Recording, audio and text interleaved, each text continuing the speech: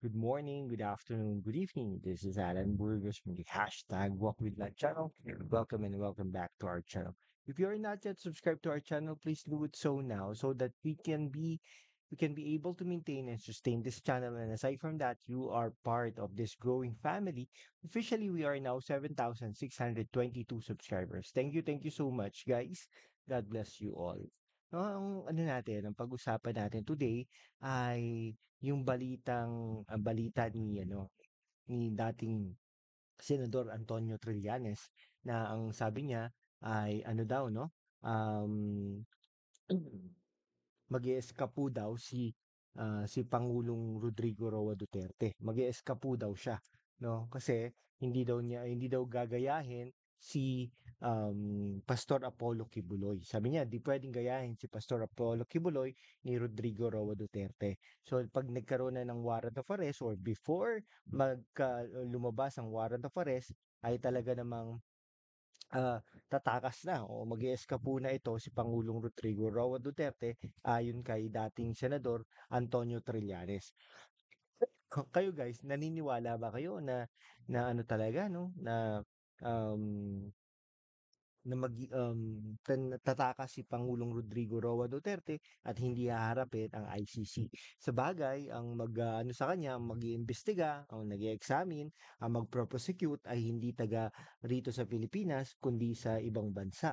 At kung sakasakaling makukulong sila, tatlo pala silang pwedeng makulong ha, si Albayalde, si si Bato de la Rosa at saka si Duterte. Silang tatlo ang pwedeng makulong sa The Hague, Netherlands.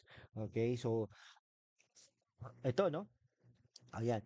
Um, ayon kay Senator Antonio Trillanes. So, marami na interview no, marami na interview ang one channel or yung one channel, yung Channel 5, yung ano pa ba to? At saka yung DZRH at saka itong si ano 'no, itong Politico Live 'no, marami sila na-interview. Isa na rito na-interview nila ay si, Senator Trillanes 'no. So, unlikely na talagang ano 'to 'no, hindi gagayahin si Pastor Apollo Kibuloy at, lilipat na ito si, Senator Trillanes papuntang ibang bansa 'no, na friendly sa kanya at hindi ano 'no, so puwedeng pumunta 'yan sa Russia, puwedeng pumunta sa ewan ko puwede pumunta US 'yan. At saka, ah, pupunta rin po sa ibang bansa 'yan 'no, puwede sa China, puwede rin 'no. Talagang ano 'no, 'pag may ano kasi may entourage 'yan, eh, 'no, si Pastor Apollo ay si Pangulong Rodrigo Roa Duterte dahil dating pangulo, meron po yang ano 'no, meron po yang, um, um, um, anong tawag dun, yung sa ano, nagbabantay ng presidente, no?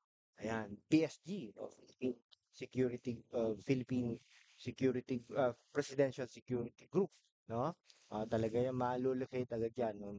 Ewan ko nga, ba't po nagkaganito, no? Ang politika ng Pilipinas at politika ng mga Duterte, no? Ewan ko kung anong nangyari.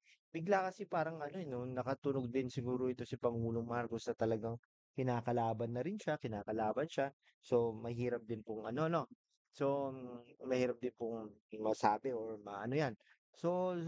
Ang dating Pangulong Rodrigo Roa Duterte ay maraming hinaharap na kaso 'no, talagang, facing a complaint for alleged crimes against humanity in connection with this administration's war on drugs.